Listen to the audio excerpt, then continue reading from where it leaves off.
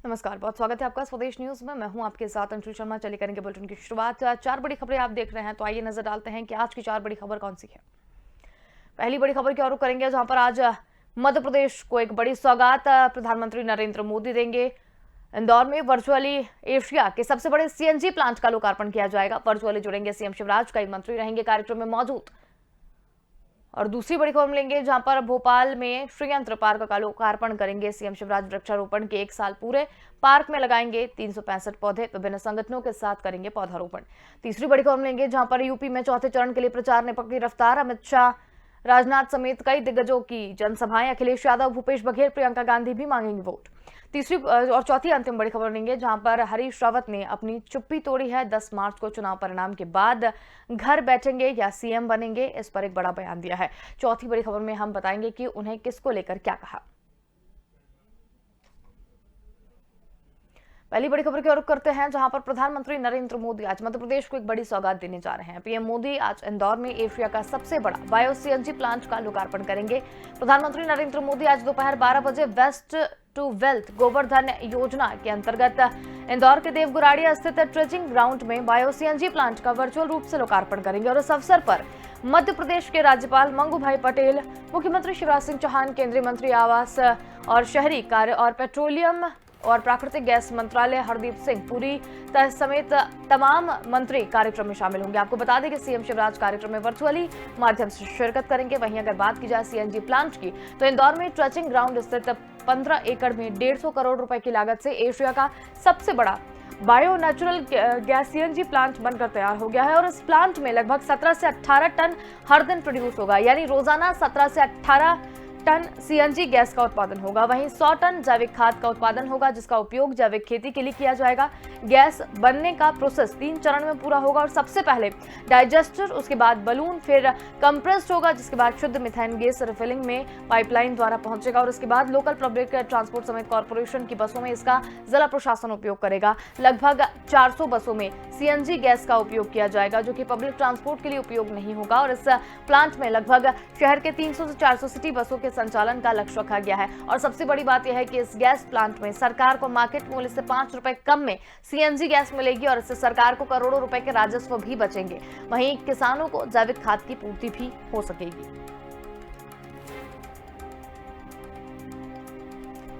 ज्यादा जानकारी के लिए रुक करेंगे, हमारे साथ संवाददाता विवेक राणा जुड़ गए हैं। जी विवेक, का सीएनजी प्लांट इंदौर में आज लगने वाला है, सबसे बड़ा सीएनजी प्लांट यहां पर लगेगा और उसका लोकार्पण वर्चुअली प्रधानमंत्री मोदी करेंगे, क्या कुछ अधिक जानकारी?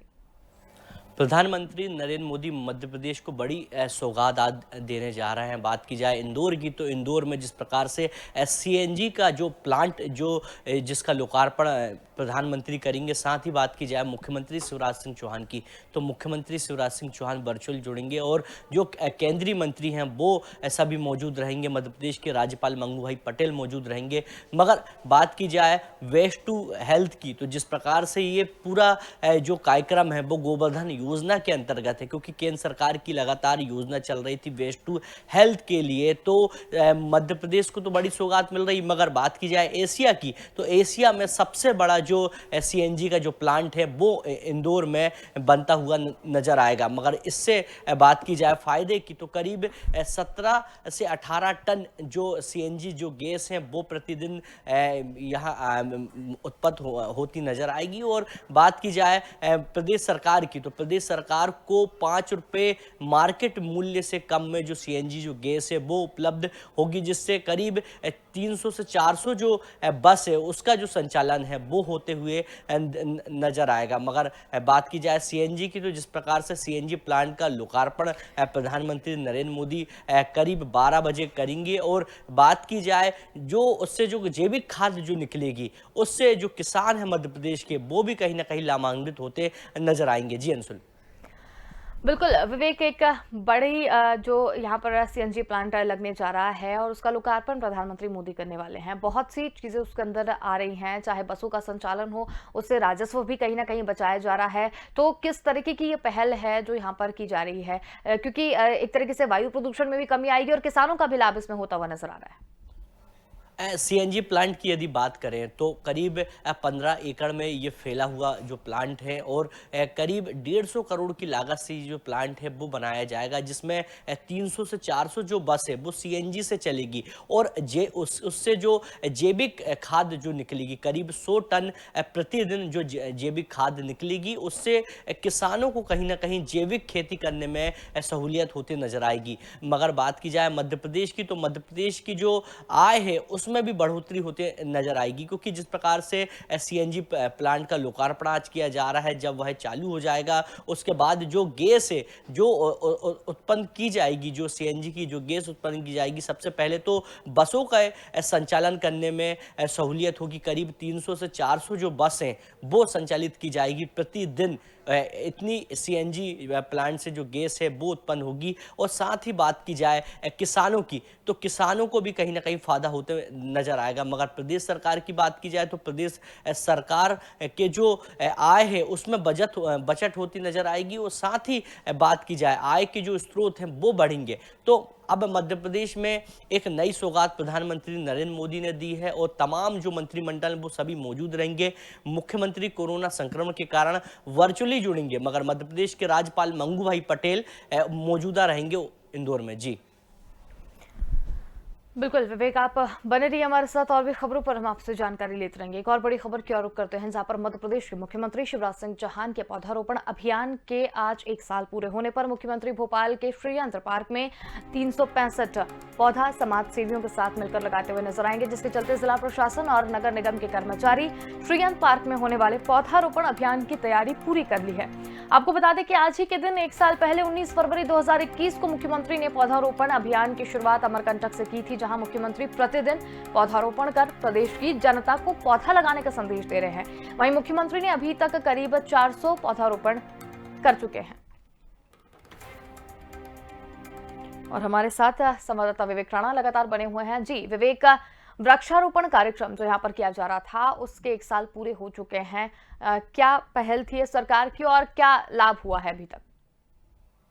मुख्यमंत्री की जो पहल थी पौधारोपण अभियान, लगातार मुख्यमंत्री प्रतिदिन एक जो पौधा है वो लगाते नजर आ रहे थे। और मध्य प्रदेश की बात की जाए तो मध्य प्रदेश को तो आम जनता को तो संदेश दे रहे थे, मगर अन्य राज्यों में भी यदि मुख्यमंत्री जा रहे हैं और वहाँ उनका जो कार्यक्रम हो उस दौरान भी मुख्यमंत्री पौधा लगाते नजर आ रहे हैं। मगर पौधा अभियान की बात की जाए तो जिस प्रकार से पौधा अभियान का करीब 1 साल आज हो चुका है, अमरकंटक से मुख्यमंत्री शिवराज सिंह चौहान ने आज के दिन यानी 19 फरवरी 2021 से पौधारोपण अभियान की शुरुआत की थी। और अभी तक मुख्यमंत्री की बात की जाए तो मुख्यमंत्री ने करीब 400 से अधिक जो पौधे हैं वो लगा चुके हैं। और जिस प्रकार से 1 साल पूरे होने पर वर्चुअली मुख्यमंत्री शिवराज सिंह चौहान इस कार्यक्रम में जुड़ेंगे और भोपाल के श्रीयंत्र जो पार्क है वहां पे 365 जो पौधारोपण है वो किया जाएगा।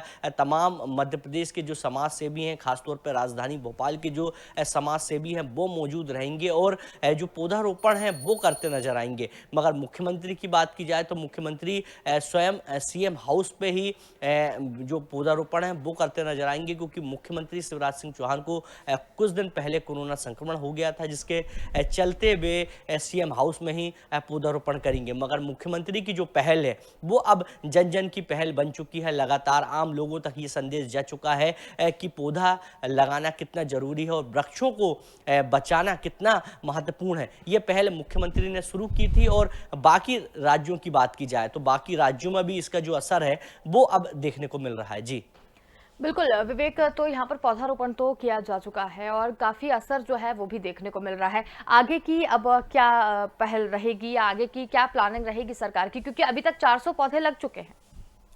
बिल्कुल, मुख्यमंत्री की यदि निजी व्यक्तिगत राय की बात की जाए तो मुख्यमंत्री पहले भी अपने संबोधन में कहें कि पौधा लगाना बहुत ज़रूरी है। और लगातार मुख्यमंत्री की बात की जाए कितने ही व्यस्त शेड्यूल रहे उसके बावजूद भी मुख्यमंत्री अपना कुछ मिनटों का समय निकाल के जो पौधारोपण अभियान के तहत जो पौधा लगाने का काम है वो करते नजर आ रहे हैं। यदि बात की जाए मुख्यमंत्री की, वो सीएम हाउस में पौधा लगाएं या सीएम हाउस के बाहर लगाएं, मगर मुख्यमंत्री ने जो संकल्प लिया था 19 फरवरी 2021 को, वो संकल्प अभी भी मुख्यमंत्री लगातार कर रहे हैं और उसका आज 1 साल हो गया है। इसके अवसर पर भोपाल के श्रीयंत्र पार्क में 365 पौधारोपण का जो कार्य है वो किया जाएगा। जी बिल्कुल विवेक, श्रीयंत्र पार्क की अभी आपने कहा, श्रीयंत्र पार्क का भी आज लोकार्पण किया जा रहा है, तो किस तरीके से इसे देखें, क्या डिजाइन है पार्क का, श्रीयंत्र पार्क में क्या खास रहेगा? अंशुल, भोपाल जिला प्रशासन और नगर निगम द्वारा जिस प्रकार से जो श्रीयंत्र पार्क बनाया गया है वो यंत्र है उसकी पूरी जो आकृति है वो उस पार्क में दी गई है और उसके आसपास आज जिस प्रकार से 365 वृक्ष लगाए जाएंगे और उनकी देखरेख के लिए नगर निगम और जिला प्रशासन की जो टीम है वो हमेशा रहेगी। मगर बात की जाए श्रीयंत्र पार्क की, तो श्रीयंत्र पार्क से विशेषज्ञों का कहना है कि जो पॉजिटिव जो एनर्जी है वो आती हुई हमेशा नजर आएगी, जिसके चलते आज ये जो बड़ा कार्यक्रम है पौधारोपण अभियान के तहत वो आज श्रीयंत्र पार्क में रखा गया है, क्योंकि ये एक बहुत अच्छी पहल है और मुख्यमंत्री ने मध्य प्रदेश नहीं अन्य राज्यों के भी लोगों को एक बहुत अच्छा संदेश दिया है। और आज 1 साल पूरे होने पर जब श्रीयंत्र पार्क में ये जो पहल के चलते 365 जो पौधे हैं वो जब लगाए जाएंगे तो एक अलग माहौल रहेगा, लोगों में एक खासा संदेश जाएगा और एक जो पॉजिटिव जो एनर्जी है वो इस पार्क के माध्यम से जाती हुई नजर आएगी। जी बिल्कुल विवेक, श्रीयंत्र पार्क का आज लोकार्पण यहाँ पर किया जा रहा है। एक संदेश बहुत ही अच्छा हमारे मुख्यमंत्री ने देने की कोशिश की है कि वृक्षारोपण कितना जरूरी है और वृक्ष हमें लगाने चाहिए, तो इसका कितना असर जमीनी स्तर पर देखने को मिल रहा है और इस पार्क को जिस उद्देश्य से बनाया जा रहा था तो क्या वो पूरा होता हुआ दिखाई दे रहा है?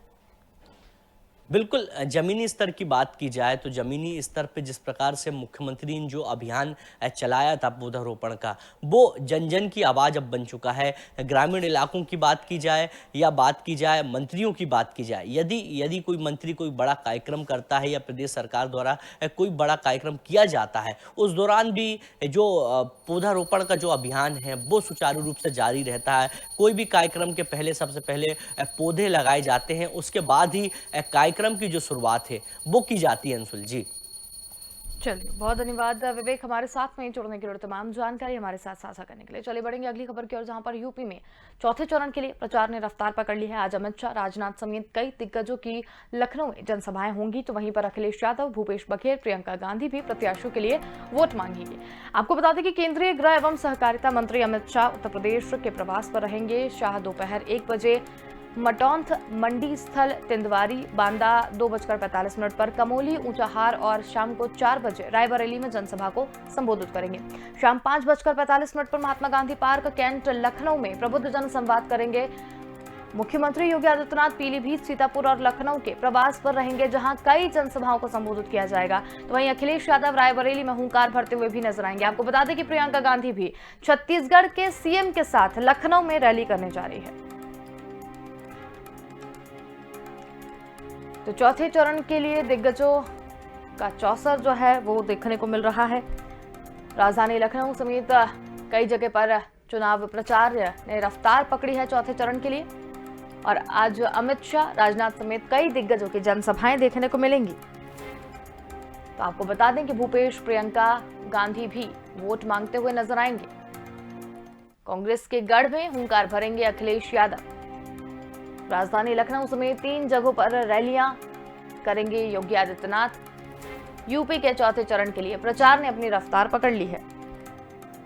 तो ये बड़ी खबर आपको लगातार बता रहे हैं। आज अमित शाह, राजनाथ समेत कई दिग्गजों की जनसभाएं भी देखने को मिलेंगी। भूपेश बघेल और प्रियंका गांधी भी कांग्रेस के पक्ष में वोट मांगते हुए नजर आएंगे। कांग्रेस के गढ़ में हुंकार भरेंगे अखिलेश यादव। राजधानी लखनऊ समेत 3 जगहों पर रैलियां करेंगे सीएम योगी आदित्यनाथ। यूपी में चौथे चरण के लिए प्रचार ने अपनी रफ्तार पकड़ी है। आज अमित शाह, राजनाथ समेत कई दिग्गजों की जनसभाएं देखने को मिल रही हैं। भूपेश बघेल, प्रियंका गांधी भी वोट मांगेंगे।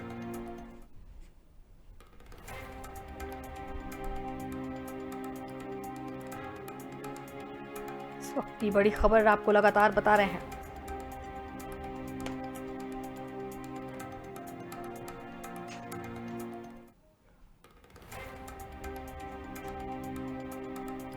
लगातार ये बड़ी खबर आपको बता रहे हैं। चौथे चरण के लिए दिग्गजों का चौसर देखने को मिल रहा है। कांग्रेस के गढ़ में अखिलेश यादव हुंकार भरते हुए नजर आ रहे हैं। राजधानी लखनऊ समेत 3 जगहों पर रैलियां करेंगे सीएम योगी आदित्यनाथ। आपको बता दें और ज्यादा जानकारी के लिए हमारे साथ संवाददाता अविरल अग्निहोत्री हमारे साथ यहाँ पर जुड़ गए हैं। जी अविरल, चौथे चरण के लिए जो चौसर है वो देखने को मिल रहा है। कई दिग्गज नेता अपने अपने क्षेत्र में एक्टिव हैं। वहीं कांग्रेस की अगर बात करें तो कांग्रेस के गढ़ में अखिलेश यादव हुंकार भरने वाले हैं। जी अंशुल, देखिए सीधे तौर पर यह समझा जा सकता है कि 2022 के विधानसभा चुनाव अब शुरू हैं।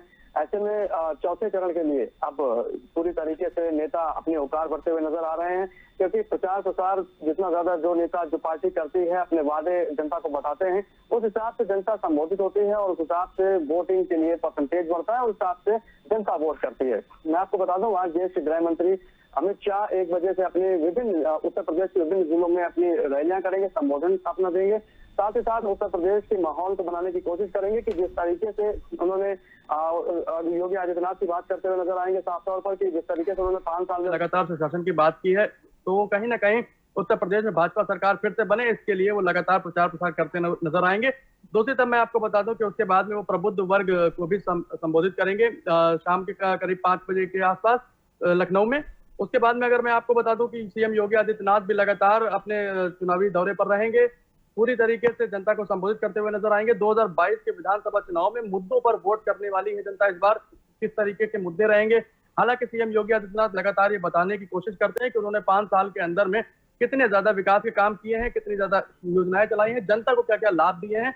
डबल इंजन के सरकार के रूप में वो अपने लगातार बात करते हैं, सुशासन की बात करते हैं, महिला सशक्तिकरण की बात करते हैं, गुंडे माफियाओं पर जो बुलडोजर चलाया है उनके ऊपर अतिक्रमण जो किया हुआ है उनकी ध्वस्तीकरण के ऊपर बात करते हैं। सीएम योगी आदित्यनाथ साफ तौर पर उन्होंने बताया हुआ है कि उत्तर प्रदेश की जनता को कैसे सुरक्षित किया जाए, इसके बारे में भी वो लगातार बात करते हुए नजर आते हैं। दूसरी तरफ अगर देखा जाए तो अखिलेश यादव भी कांग्रेस के गढ़ में पूरी तरीके से अपनी कार भरेंगे और साथ ही साथ ये देखा जा सकता है कि जिस तरीके से चौथे चरण के लिए जो अब मतदान होना है, तो ऐसे में प्रचार प्रसार समाजवादी पार्टी भी लगातार तेजी से के साथ में करती हुई नजर आ रही है। हालांकि कुछ बयानबाजी की वजह से अखिलेश यादव ट्रोल होते हुए नजर आते हैं। अभी एक पुलिस वाले बयान पर लगातार अखिलेश यादव को ट्रोल किया जा रहा था, लेकिन कहीं ना कहीं वो फिर से इस चीज को बताने की कोशिश करेंगे कि उन्होंने जिस तरीके से जब उनकी सरकार थी तो किस तरीके के उन्होंने विकास के वादे किए थे, विकास कराया था, चाहे वो एम्बुलेंस की बात रही हो, चाहे वो डायल 100 की बात रही हो, या फिर समाजवादी पेंशन योजना देने की बात करी हो। ये और इस बार उन्होंने जो अपना मैनिफेस्टो जारी किया था उसमें 22 प्रमुख जो बिंदु थे उस पर पूरी तरीके से किसानों पर भी लगातार फोकस किया था और 300 यूनिट जो बिजली फ्री देने की बात करी थी, तो उस पर भी कहीं ना कहीं जनता का रुख देखने को मिलेगा। और किस तरीके से लगातार अपने चुनावी कैंपेन को और ज्यादा आगे समाजवादी पार्टी बढ़ाती है, तो देखने वाली बात ही होगी। और तीसरी चीज अगर देखा जाए तो आज प्रियंका गांधी भी लखनऊ में जो है लगातार सीएम बघेल के साथ में चुनावी जनसभा को संबोधित करेंगी, अपनी जमीन तलाशने की कोशिश करेंगी कि उत्तर प्रदेश में 2022 के जो विधानसभा चुनाव हो रहे हैं, ऐसे में कांग्रेस भी पूरी तरीके से खड़ी रहे मजबूती के साथ और अपनी दावे करते हुए नजर आ रहे हैं कि वो भी 2022 में सरकार बनाएगी। अब हालांकि देखने वाली बात होगी कि जनता कितना कांग्रेस को चुनती है, कितना नहीं चुनती है, या जितने भी लगातार जो पार्टियां चुनावी मैदान में हैं, तो उसमें देखने वाली ये बात होगी कि जनता किन मुद्दों पर वोट करती है, कौन पार्टी कितना ज्यादा जनता को लुभा पाती है, तो 10 मार्च को ही प्रूव होगा। अंशुल, बिल्कुल, बहुत धन्यवाद हमारे साथ में जुड़ने के लिए, तमाम जानकारी हमारे साथ साझा करने के लिए। तो बड़ी खबर हम आपको बता रहे थे, जहां पर चौथे चरण के चुनाव के प्रचार को लेकर सभी दिग्गज अपने अपने क्षेत्र में एक्टिव हो गए हैं और उनके चौसर देखने को यहाँ पर मिल रहा है। राजधानी लखनऊ में राजनाथ सिंह और सीएम योगी आदित्यनाथ भी सभाओं को संबोधित करेंगे।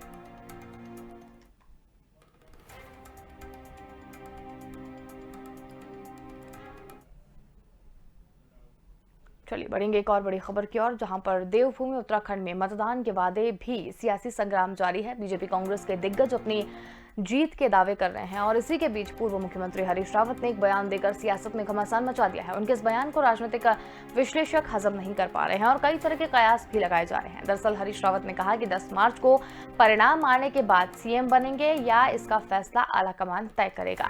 आपको बता दें कि चुनाव से पहले कांग्रेस में भीतरघात पर जंग छिड़ी थी। हरीश रावत ने इसके खिलाफ ट्विटर पर मोर्चा खोल दिया था और उनकी पार्टी छोड़ने के प्रयास लगाए जा रहे थे और इसके बाद से उन्होंने दिल्ली जाकर आलाकमान से बात की थी। वहीं चुनाव के बाद अब उनके इस तरह के बयान राजनीतिक गर्मा गई है और कई तरह के सवाल अब खड़े हो रहे हैं। हरीश रावत घर पर बैठ जाएंगे या फिर मुख्यमंत्री बन जाएंगे। तो ये बड़ी खबर अब आपको बता रहे हैं, जहां पर हरीश रावत के एक बयान से हलचल मच गई है। सियासी राजनीतिक भी इनके बयान को हजम नहीं कर पा रहे हैं। हरीश रावत ने कहा कि आलाकमान तय करेगा सीएम का चेहरा।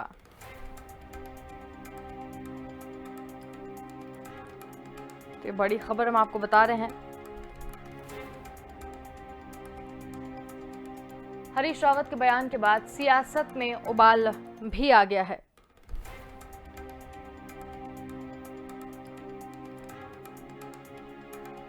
हरीश रावत के बयान के कई मायने भी निकाले जा रहे हैं।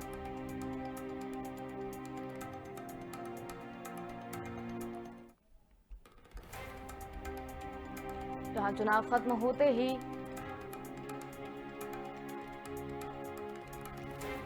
कई तरह के बयान जो हैं उसके मायने निकाले जा रहे हैं, जिसमें उनका बयान है कि 10 मार्च को जब चुनाव के परिणाम आएंगे या तो वो घर बैठ जाएंगे या फिर मुख्यमंत्री बनेंगे। हरीश के बयानों को के कई मायने यहाँ पर निकाले जा रहे हैं। कुछ दिन पहले वो दिल्ली भी गए थे, आलाकमान से बातचीत भी की थी। तो हरीश रावत ने एक बार फिर बयान देकर सियासत में घमासान मचा दिया है और उनके इस बयान को राजनीतिक विश्लेषक भी हजम नहीं कर पा रहे हैं और कई तरह के कयास लगाए जा रहे हैं। और फिलहाल के लिए इस बुलेटिन में इतना ही। देखते रहिए स्वदेश न्यूज, क्योंकि सबसे पहले देश।